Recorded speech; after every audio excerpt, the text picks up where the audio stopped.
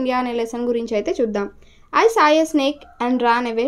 Some snakes are dangerous, they say, but mother says that is kind good and eats up insects for his food. So when he wiggles in the grass, I will stand aside and watch his pass and tell myself there is no mistake. It's just a harmless garden snake. So ఇక్కడ ఒక పాము చూసారా, అదొక garden snake అని చెప్పి దాని గురించి అంతా వివరిస్తున్నారు. సో దానికి క్వశ్చన్స్ ఇచ్చారు. ఇప్పుడు మనం లెసన్లో కనుక చూసుకుంటే snakes in India. What are the most dangerous animals on the India subcontinent? So ఇండియాలోని ఏవి అత్యంత ప్రమాదకరమైన జీవులు అని అడుగుతున్నారు. They are not lions, tigers or wolves but poisonous snakes. So అవి అంటే పులులు కాదు, సింహాలు కాదు, వోల్వ్స్ కాదు, పాములు అనేవి చాలా డేంజరస్, అలాగే డేంజరస్ యానిమల్స్ అని చెప్తున్నారు. They attack far more frequently than most people suspect. Over 20,000 humans are bitten by venomous snakes in India each year. So ప్రతి సంవత్సరం 20,000 మంది పాము కాటుకి గురవుతూ ఉన్నారనమాట. Unfortunately the death rate from snake bites is high, largely because of widespread ignorance about snakes and snake bite prevention. So ఈ death rate అనేది చాలా ఎక్కువగా ఉంది, ఎందుకంటే ఈ పాము కుట్టిన వెంటనే ఏం చేయాలి ఏంటి వాటి యొక్క ప్రివెన్షన్ అనేది తెలియకపోవడం వల్ల చాలా డెత్ రేట్ అనేది ఎక్కువగా ఉంది. Also proper medical treatment is often delayed or unobtainable according to estimate made by the world health organisation. So ఇక్కడ ఏమంటున్నాడంటే మెడికల్ ట్రీట్మెంట్ అనేది సరిగ్గా టైంకి అందకపోవడం వల్ల కూడా చాలామంది చనిపోతున్నారు. So world health organization WHO ఏం చెప్తుంది అంటే about 50,000 deaths from snake bites occur annually in India, nearly half the world total of such deaths. So ప్రతి సంవత్సరం 15,000 మరణాలు అనేవి పాము కాటు వల్ల జరుగుతున్నాయి. సో ఇది ఎలా అంటే nearly half the world total of such deaths. So వరల్డ్లోని మొత్తం జరిగే వాటిలో సగం అనమాట. అంటే వరల్డ్ మొత్తంలో ఒక 30,000 జరిగితే మన ఇండియాలోనే ఒక 15,000 అనేవి జరుగుతున్నాయి. అంటే ఎంత ఎక్కువ చూసుకోండి. Even for those who survive it is a dreadful experience, usually resulting in days or weeks of agony. So ఒకవేళ సర్వైవ్ అయిన బతికినా కూడా ఆ యొక్క అంటే ఆ యొక్క ఎక్స్పీరియన్స్ అనేది చాలా దారుణంగా ఉంటుంది అని చెప్తున్నారు. Take what happen to Tengal Kamal on a rainy evening in August 1981. So ఇక్కడ ఒక అతని గురించి ఇచ్చారు, కమల్ అనే అతని గురించి. 1981లో ఆగస్ట్లో అతనికి ఏం జరిగిందో చెప్తున్నారు. కమల్, ఏ 25-year-old old farmer living near Goregaon, a suburb of Mumbai, was working barefoot on his fields when he suddenly felt a sharp sting on his right foot. So ఒక వర్షాకాలంలో అనమాట. సో 1981లో ఇతను 25 years ఓల్డ్ ఉంటుంది అతనికి. So అతను ఏం చేస్తున్నాడు, ముంబైలోని గోరేగావ్లోని వర్క్ చేస్తున్నాడు అనమాట, పొలాల్లో వర్క్ చేస్తున్నాడు. బేర్ ఫుట్ అంటే ఖాళీ చెప్పులు లేకుండా పాదాలతో మామూలుగా నడుస్తున్నాడు ఫీల్డ్స్లో. సో వర్క్ చేస్తుంటే సడన్గా ఒక షార్ప్గా ఏదో గుచ్చినట్టుగా అయిందనమాట, ఎక్కడ అతని కుడి కాలు పైన, పాదం పైన. Kamal exclaimed his foot and saw 2 tiny marks near the ankle. So ankle అంటే పట్టీలు పెట్టుకుంటా, అంటే ఏదైతే ఉంటుందో మడమ, సో అక్కడ ఒక 2 points లాగా, అంటే 2 marks లాగా కనిపించాయి. Convinced it was a snake bite, he hastily tied a rope just above his knee and called out to relative working. So వెంటనే ఏం చేశాడు, ఇంకా అది పాము కాటే అని అతను తెలుసుకొని అంటే మోకాలకి దగ్గర ఒక తాడుతో గట్టిగా కట్టేశాడు అనమాట. అబౌవ్ నీ, మోకాల పైన ఒక తాడుతో గట్టిగా కట్టేసి అతని దగ్గరలో ఉన్న ఇంకొక వర్కర్ని, అంటే ఎవరైతే అక్కడ పక్కన పనిచేస్తున్నారో అతన్ని పిలిచారు. Relative near by who immediately took him by a taxi a local doctor dispensary. So వెంటనే ఒక ట్యాక్సీ పట్టుకొని అక్కడ ఉన్న దగ్గరలోని లోకల్ ట్యాక్సీకి తీసుకువెళ్తారు. Unfortunately the doctor was not a fully qualified allopathic practitioner and did not know about antivenom serum. So దురదృష్టవశాత్తు ఏంటంటే అక్కడ ఉన్న అతను తనకి అలోపతిక్ అంటే ప్రాక్టీషనర్ అనమాట. సో అతను జస్ట్ తెలుసుకుంటున్నాడు, అతనికి ఏం తెలియదు ఈ పాము కాటుకి ఏంటి, యాంటీవీనం ఏంటి ఇవ్వాలి ఏంటి అనేది ఏం తెలియదు అనమాట. సో వీనం అంటే పాము విషం, యాంటీవీనం అంటే పాము విషమే దానికి విరుగుడు అనమాట. సో అలా or how to administrate, so దాన్ని ఎలా ట్రీట్ చేయాలి ఏంటి అనేది కూడా తెలీదు. He gave Kamal a pain-killing injection and antibiotic tablets. He told him to rest at home until the pain subsides. So ఏం చేస్తాడు, ఒక యాంటీబయోటిక్ ఇచ్చేసి, ఒక ఇంజెక్షన్స్ ఇచ్చేసి, ఇంకా నువ్వు రెస్ట్ తీసుకో ఆ పెయిన్ తగ్గే వరకు అని చెప్పేసి వదిలేస్తాడు అనమాట. But during the next few hours Kamal felt increasingly giddy and vomiting continually. So అయినప్పటికీ కూడా కొన్ని గంటలు గడిచాక ఏమవుతుందంటే ఇతనికి నాన్ స్టాప్గా వాంతులు అనేవి అయిపోతూ ఉంటాయి. His right foot and lower legs swelled alarmingly and the pain was unbearable. So చాలా పెయిన్ వచ్చేస్తూ ఏమైందంటే ఇంకా స్వెట్ అనేది వస్తుంది అనమాట. ఆ ఫుట్ అంతా కూడా చెమటలు కక్కేస్తుంది. Kamal's relatives rushed him to a large public hospital in central Mumbai. So వెంటనే వాళ్ళ రిలేటివ్స్ ఏం చేస్తారు, ముంబైలో ఉన్న ఒక పెద్ద హాస్పిటల్కి తీసుకువెళ్తారు కమల్ని. By then, it was more than 5 hours since Kamal had been bitten and blood had begun to ooze from the snake bite marks. So, ఏమవుతుందంటే ఈ పాము కరిచి అప్పటికి 5 గంటలు అయిపోయింది. 5 గంటల్లో మొత్తం విషం అంతా ఒళ్ళంతా పాకేస్తుంది అనమాట. His gums were also bleeding and a soft thin tube put through Kamal's nose into his stomach revealed a large amount of blood. Fearing that it might already be too late. So ఏం చేస్తారు, ఒక pipe లాంటిది అతని యొక్క ముక్కులో నుంచి పెట్టి blood అంతా కూడా తీస్తారనమాట. The doctor gave Kamal an injection of antivenin and began an emergency blood transfusion. So వెంటనే యాంటీవీనం అనేది ఇచ్చి, అంటే పాముకు విరుగుడు అనేది ఇచ్చి ఏం చేస్తారు, బ్లడ్ ట్రాన్స్ఫ్యూషన్ అంటే బ్లడ్ అనేది మార్చేస్తూ ఉంటారనమాట. ఎందుకంటే బ్లడ్ అంతా కూడా పాయిజనస్ అయిపోయింది కాబట్టి ఆ బ్లడ్ అంతా మారుస్తారు. Over the next 3 days, Kamal was given 15 such transfusions as well as a repeat shot of antivenom. So తర్వాత 3 days కూడా యాంటీవీనం ఇస్తూ ఆ బ్లడ్ ట్రాన్స్ఫ్యూజన్ అనేది చేస్తూ ఉన్నారు. It was only after the 5th day that he was declared out of danger. So 5 రోజులు గడిస్తేనే కానీ అతను డేంజర్ నుంచి బయటపడ్డాడని చెప్పలేకపోయాం అని అన్నారనమాట. అంటే 5 days అతను తేరుకోవడానికి పట్టింది. After about a fortnight he was finally discharge from hospital. So తర్వాత నైట్ ఇతను హాస్పిటల్ నుంచి డిశ్చార్జ్ అయ్యారనమాట. Only about 50 of the more than 200 species of snakes in India are venomous. So 200 పాములు ఉంటే అందులో 50 పాముల వరకు వీనమస్ అంటే విషం గలవి. Of these only 4 Russell viper, saw scaled viper, Indian cobra and common krait are really dangerous. వీటన్నింటిలో ఒక 4 ఏంటి అంటే Russell's viper, saw scaled viper, Indian cobra, common krait అనేవి చాలా డేంజరస్ అనమాట. They are found across the country from desert to fertile plains. So ఎక్కడి నుంచి అంటే కంట్రీలో ఎక్కువగా డెజర్ట్ నుంచి నార్మల్గా ఉన్న ప్లెయిన్స్, ఫెర్టైల్ ప్లెయిన్స్ వరకు కూడా ఉంటూ ఉంటాయి. While all the 4 are most common in rural in India. So rural ప్లేసెస్లో ఎక్కువగా ఇండియాలో ఉన్న రూరల్ ప్లేసెస్లో 4 ఎక్కువగా కనిపిస్తూ ఉంటాయి. Indian cobras and common kraits can be found in and around any human dwelling posing danger even in the suburbs of major cities like Mumbai, Kolkata and New Delhi. So Indian cobra కానీ common krait అనేవి ఎక్కడ పడితే అక్కడ కనిపిస్తుంటాయి. సో అంటే మనుషులు ఎక్కువగా ఉన్న చోటు కూడా సిటీస్లోని వాటిల్లోని కూడా ఈ ఇండియన్ కోబ్రా అలాగే కామన్ క్రైట్ అనేది కనిపిస్తూ ఉంటాయి. Of the death dealing quarter the Russell's viper is found from the paddy fields and river valleys of north India to the densely forested hills of Tamil Nadu, Kerala and Karnataka in south. So నార్త్లోని ఏవైతే river valleys ఉంటాయో, so నదులు ఉన్న valleys నుంచి paddy fields అంటే పచ్చని పొలాలు కానీ వాటిల్లోని, అలాగే పెద్ద కొండలు తమిళనాడు వాటిలో, కేరళ, కర్ణాటకలో ఉన్న ఫారెస్ట్లో కూడా ఈ రజల్ వైపర్ అనేది ఉంటుంది. సో పిక్చర్ చూసారు కదా రజల్ వైపర్. సో అలా ఉంటుందన్నమాట. అలాగే tan or brownish, thick bodied and reached a length of 1 meter. So tan or brownish, so బ్రౌన్గా మచ్చలుగా ఉంటుంది. థిక్ బాడీ అంటే లావుగా ఉంటుంది, కానీ 1 మీటర్ లెంత్ వరకు మాత్రమే ఉంటుంది.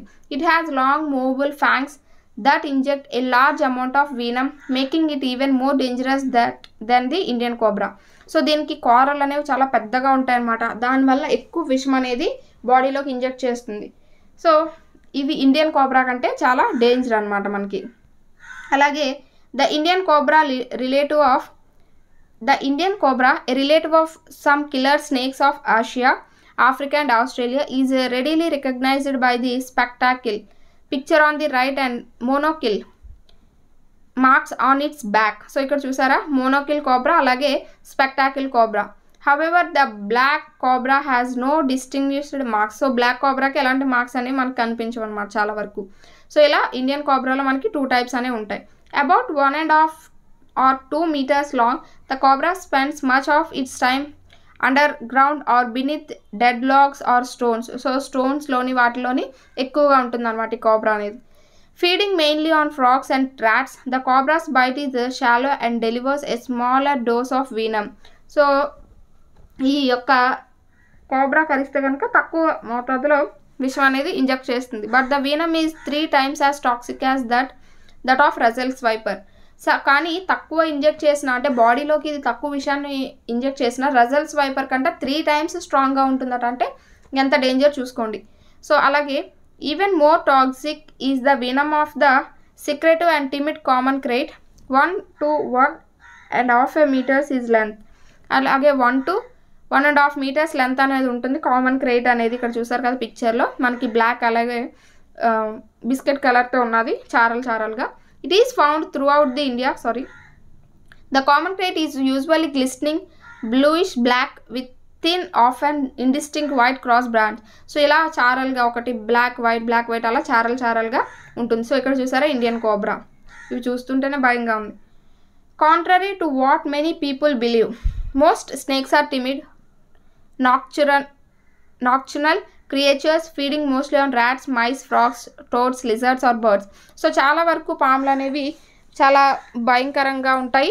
అలాగే అవి ఏం తింటాయంటే ఈ ఏవైతే ఎలుకలు, కప్పలు, వీటిని బల్లులు వీటిని తింటూ ఉంటాయి.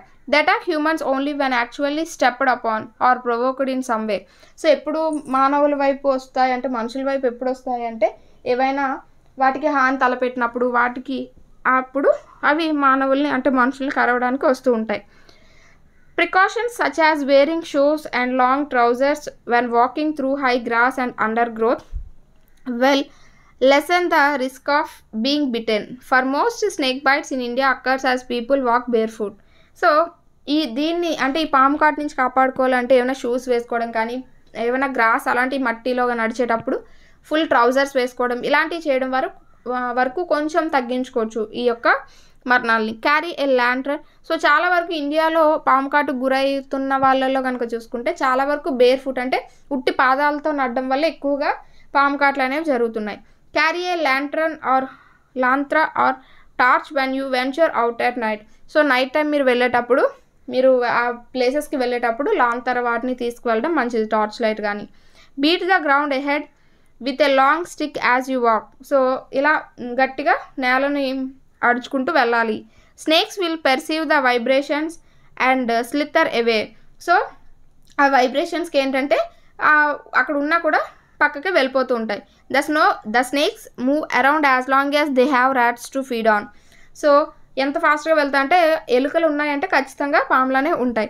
Hence keep your home and its surroundings rat free. అందుకని ర్యాట్స్ అనేవి లేకుండా చూసుకోవాలి. One should be alert during the monsoon season when snakes are most active. So monsoon సీజన్లో వర్షాకాలంలో ఎక్కువగా ఈ స్నేక్స్ అనేవి యాక్టివ్గా ఉంటాయి, అందుకని చూసుకోవాలన్నమాట. ఆ టైంలో జాగ్రత్తగా చూసుకోవాలి. సో అది ద స్నేక్స్ ఇన్ ఇండియాకి సంబంధించి. ఇగ్నోరెన్స్ అంటే lack of knowledge or information about something. So దేనిపైనైనా అంత ఇన్ఫర్మేషన్ అంత జ్ఞానం అనేది లేకపోవడం. కన్విన్స్డ్ అంటే కంప్లీట్ షూర్ అబౌట్. సో నీకు తగ్గిపోయిందిలే ఇంకా అన్నట్టు కన్విన్స్ చేయడం. గిడి అంటే feeling that everything is moving and that you are going to fall అంటే కళ్ళు తిరుగుతున్నట్టు ఉండడం. అన్బేరబుల్ అంటే భరించలేని. రీజనబుల్ అంటే యాక్సెప్టబుల్ తట్టుకోగలిగేలా. టాక్సిక్ అంటే విషం. నాక్చురనల్ అంటే active only during at night. So నిశాచరులు అంటారు కదా, అంటే రాత్రిపూటే యాక్టివ్గా ఉండేవన్నమాట. సో ఇది మనకి ఇందులో ఉన్న వాటి గురించి. నెక్స్ట్ వొకాబులరీ కనుక చూసుకుంటే sometimes cyclones dash in the ocean. So అంటే సమ్టైమ్స్ అక్కర్ అనేది రాస్తాం. First one dash to our opinion fishermen are never dash that is dangerous to dash into the ocean during the cyclones. So ఇక్కడ చూసినట్టయితే మనకి ఇక్కడ first one అక్కర్ అనేది వస్తుంది. అలాగే సెకండ్ కాంట్రరీ అంటే వినకపోవడం అనమాట.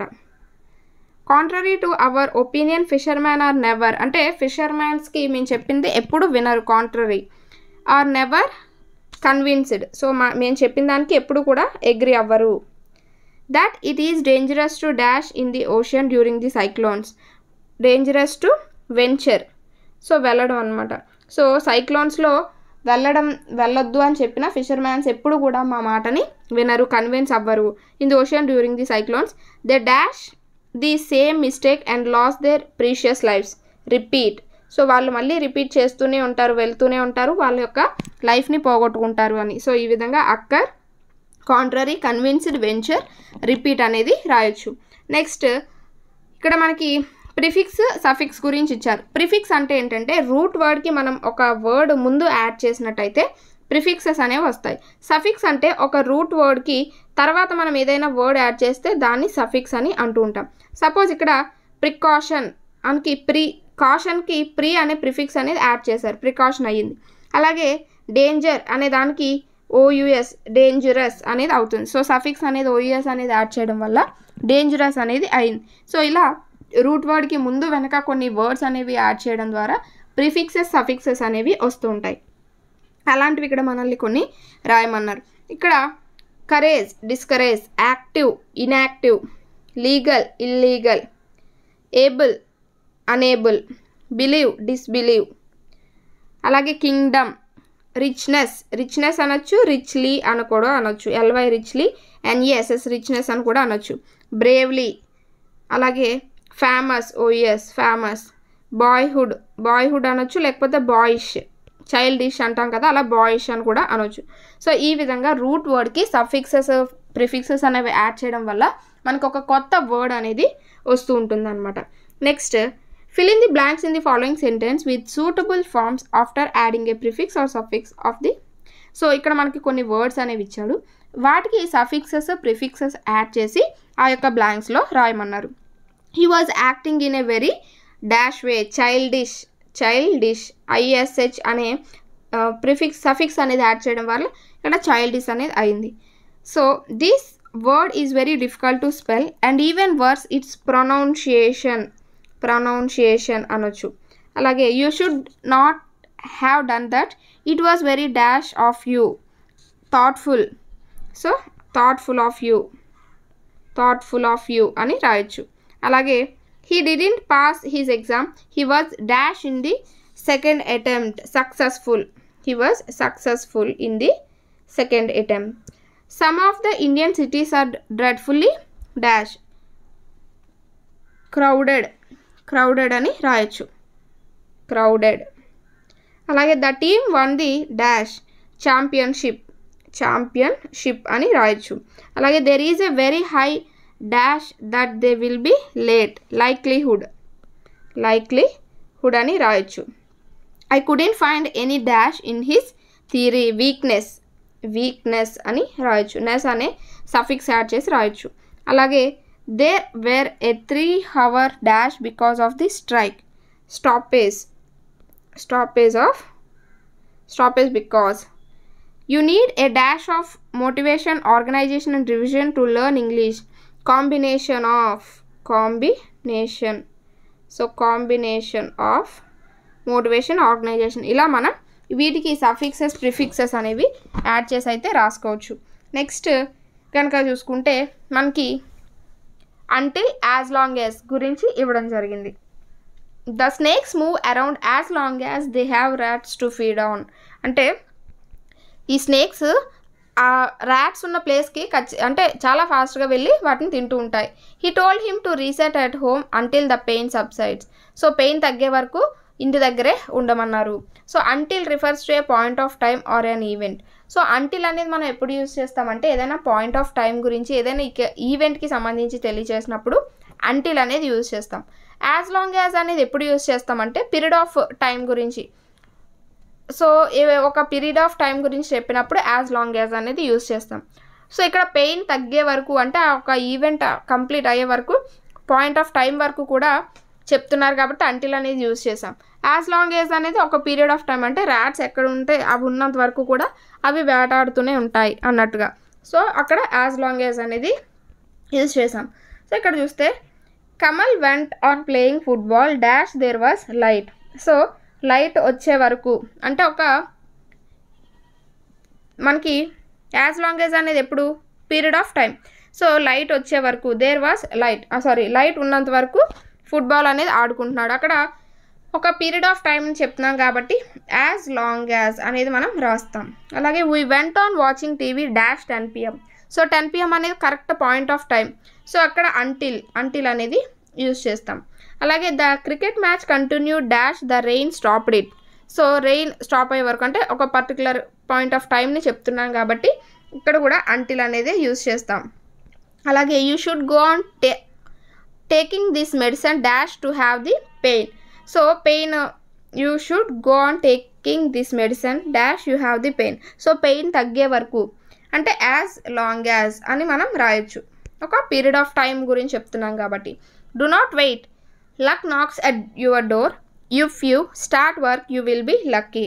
సో ఇక్కడ ఒక కరెక్ట్గా ఒక పాయింట్ ఆఫ్ టైం నువ్వు పనిచేయడం స్టార్ట్ చేస్తే నీ లక్ ఖచ్చితంగా కలిసి వస్తుంది. సో ఇక్కడ అంటిల్ లక్, సో అంటిల్ అనేది చెప్తాం. సో ఈ విధంగా యాజ్ లాంగ్ యాజ్ అంటిల్ని యూజ్ చేస్తూ ఉంటాం అనమాట. నెక్స్ట్ మనకి ప్రెడికేట్ అలాగే సబ్జెక్ట్ గురించి ఇచ్చారు. సో ఏంటివి చూద్దాం.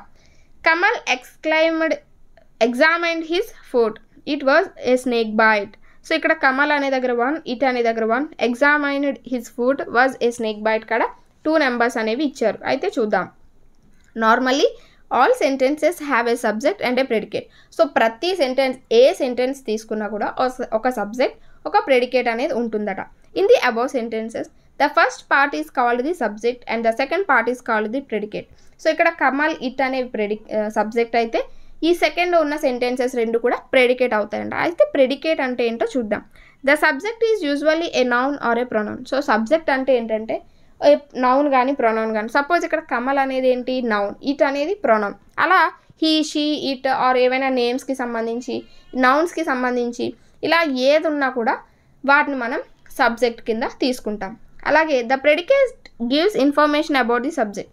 సో సబ్జెక్ట్కి సంబంధించిన ఇన్ఫర్మేషన్ ఇచ్చేదే ప్రెడికేట్. సపోజ్ ఇట్ అంటే అక్కడ ఏంటి పాము, was a snake bite, it was. So ఆ ఇట్ అనే దానికి కంటిన్యూ చేస్తున్నది అనమాట. సో ఆ ఇట్కి సంబంధించి ఇన్ఫర్మేషన్ అనేది ఇస్తుంది. సపోజ్ ఎగ్జామైన్డ్ హిస్ ఫుడ్, ఎవరు ఎగ్జామైన్ చేశారు, కమల్.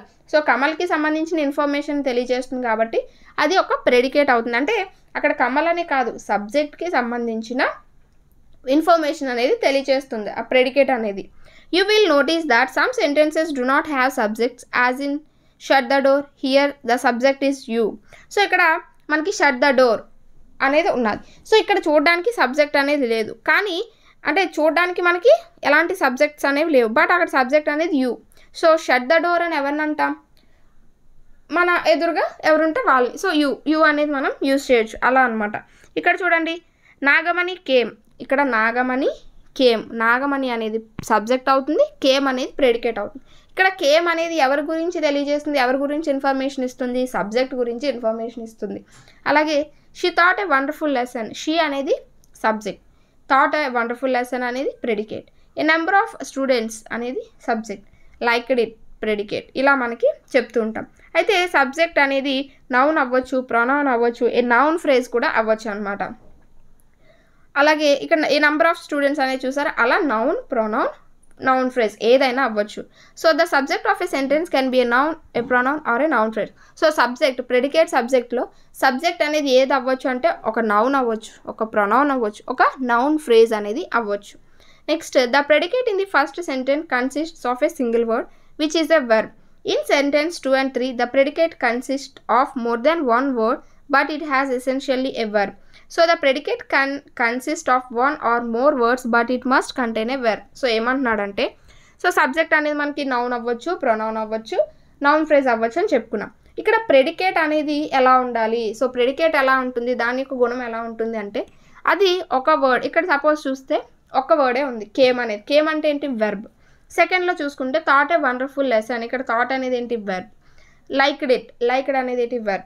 సో ఇలా మనకి ప్రెడికేట్లో ఒక వర్డ్ ఉన్నా, 2 వర్డ్స్ ఉన్నా, 3 వర్డ్స్ ఉన్నా, ఇలా ఎన్ని వర్డ్స్ ఉన్నా అందులో ఖచ్చితంగా వెర్బ్ అనేది ఉంటుంది. సో అక్కడ ఇది మనకి చెప్తున్నారు. సో సబ్జెక్ట్ అనేది నౌన్ అవ్వచ్చు, ప్రొనౌన్ అవ్వచ్చు, నౌన్ ఫ్రేజ్ అవ్వచ్చు.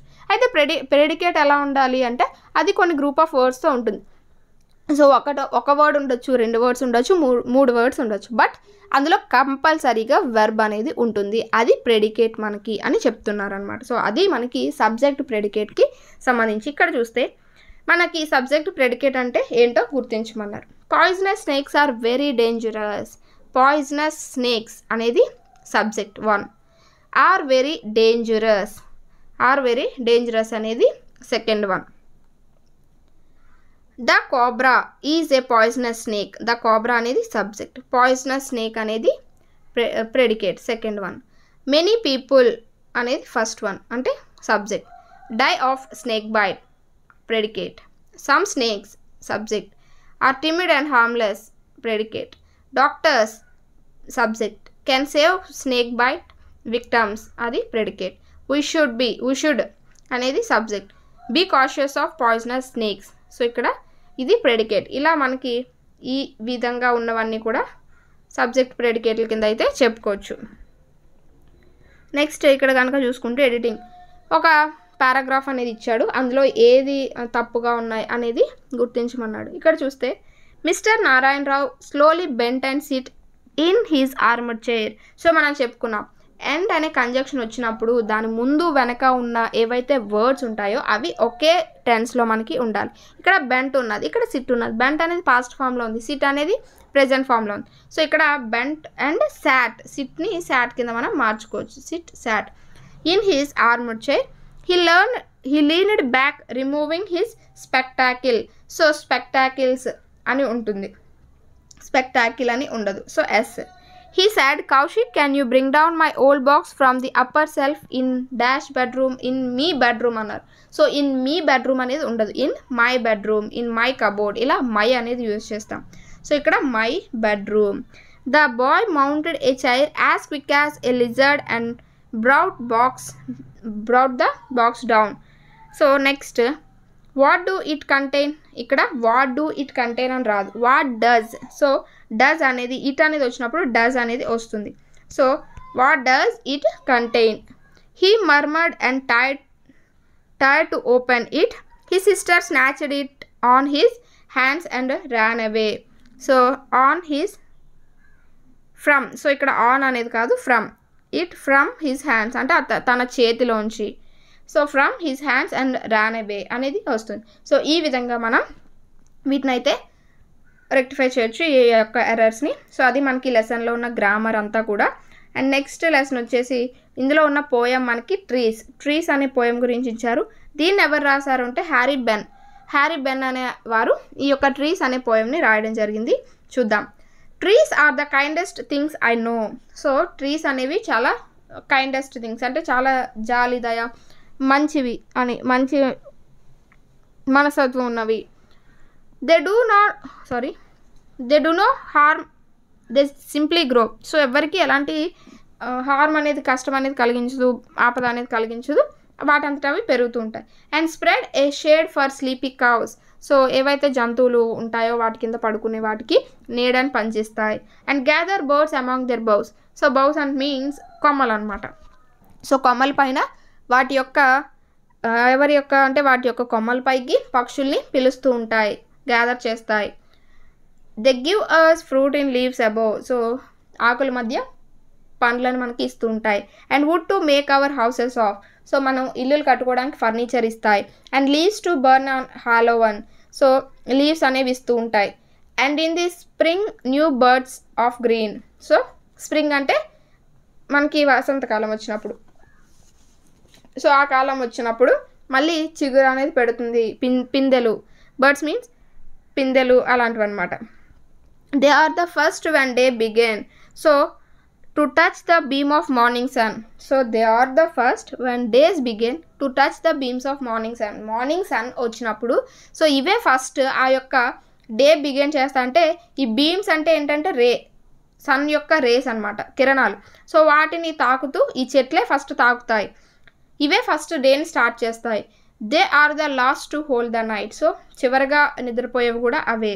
When evening changes into night. So night అనేది అవుతున్నప్పుడు చివరిగా వాటికి ఉండేవి కూడా ఇవే, చెట్లే. And when a moon floats on the sky.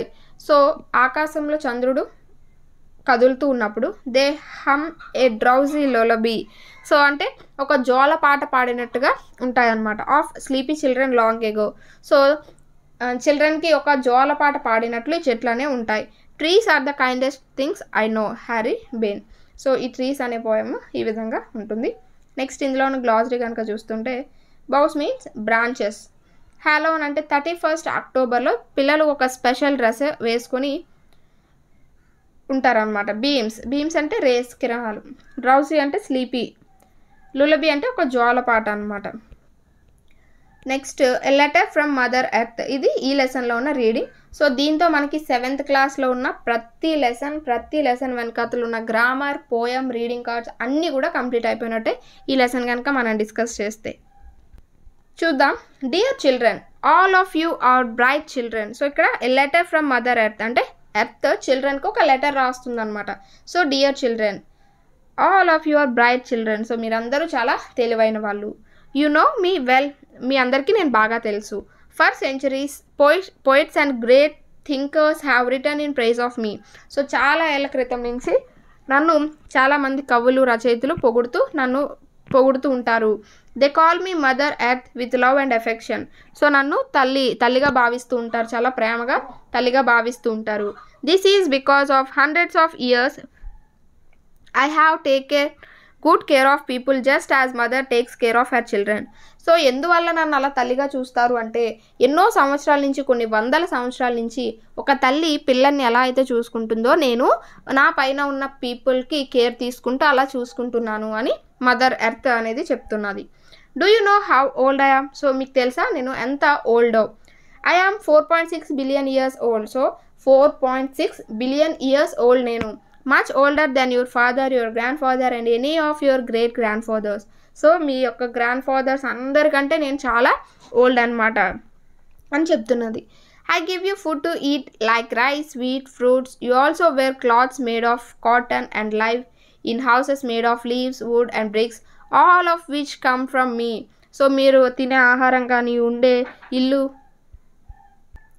మీరు ఉండే ఇల్లు కానీ, తినే ఆహారం అన్నీ కూడా నా నుండే వస్తున్నాయి. Long ago humans used to worship me as a goddess and they used to care for me. So ఇంతకుముందు పూర్వం ఏంటి అంటే మానవులు నన్ను ఒక దేవతగా పూజిస్తూ నా పైన కేర్ తీసుకుంటూ ఉండేవారు. But now they have big access to cut my trees down and cars and buses to pollute my air with smoke and fumes. So ఇప్పుడు ఏంటి అంటే పెద్ద పెద్ద గొడ్డళ్ళు పట్టుకొని నా చెట్లు నరికేస్తున్నారు. బస్సులు, ట్యాక్సీలతో నా చుట్టూ ఉన్న గాలంతా కూడా కలుషితం చేసేస్తున్నారు అని చెప్తున్నది. They don't respect me anymore. So నన్ను ఎలా కూడా అంటే రెస్పెక్ట్ చేయట్లేదు, నాకు ఎలాంటి రెస్పెక్ట్ అనేది ఇవ్వట్లేదు. Your teacher must have told you how my forest and mountains help to make rain and keep life on earth going. So మీకు మీ టీచర్స్ చెప్పే ఉంటారు నా వల్ల ఎలా అంటే ఈ పర్వతాల వల్ల, ఫారెస్ట్ల వల్ల, మౌంటైన్స్ వల్ల ఎలా వర్షాలు పడతాయి, అవి మీరు బతకడానికి ఎలా ఉపయోగపడతాయని మీ టీచర్స్ చెప్పే ఉంటారు. But nowadays even my mountains and forests are being destroyed. కానీ ఇప్పుడున్న రోజుల్లో చెట్లు, మౌంటైన్స్ అంటే పర్వతాలు ఇవన్నీ కూడా నాశనం చేసేస్తున్నారు. Humans are your selfs destroying my bountiful forest and making my lands barren. So మీ స్వార్థం కోసం నన్ను నాశనం చేస్తున్నారు. సో నన్ను ఖాళీగా చేసేస్తున్నారు. Don't you understand that I need them to give you enough rain. Without rain you will not have any food to survive. So ఇలా మీరు చేయడం వల్ల నేను మీకు వర్షాన్ని ఇవ్వలేను. సో వర్షం లేకపోతే మీరు తినడానికి తిండి ఉండదు. I'm very sad about what is being done to me. So నాకు ఏదైతే జరుగుతున్నదో దీనివల్ల నేను చాలా బాధపడుతున్నాను. That is what I'm talking to you. So దాని గురించే నేను మీతో మాట్లాడుతున్నాను.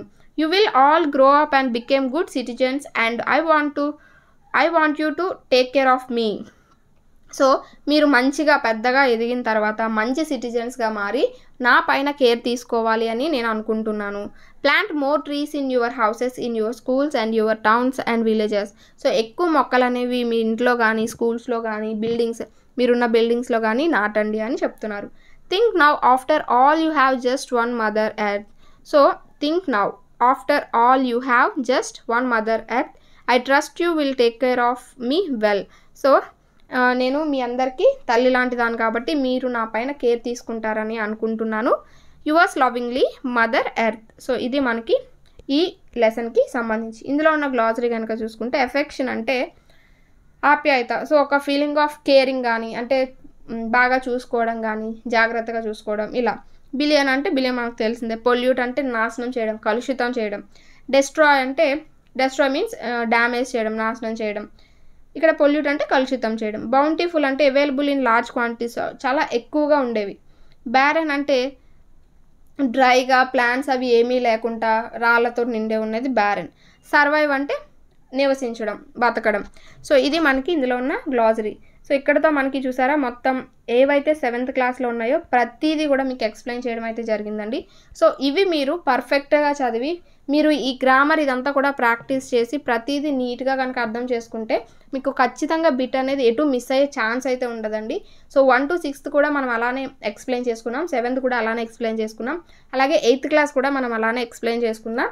సో వీటి వల్ల ఏంటంటే మీకు ఖచ్చితంగా కంటెంట్లో అవుట్ ఆఫ్ మార్క్స్ అయితే స్కోర్ చేసే అవకాశం పక్కాగా ఉంటుందండి, మీరు టెక్స్ట్ బుక్స్ని ఒక ఆర్డర్ ప్రకారం ఈ విధంగా కనుక ప్రిపేర్ అయితే. So thanks for watching. Next వీడియోస్తో అయితే మళ్ళీ కలుద్దాం.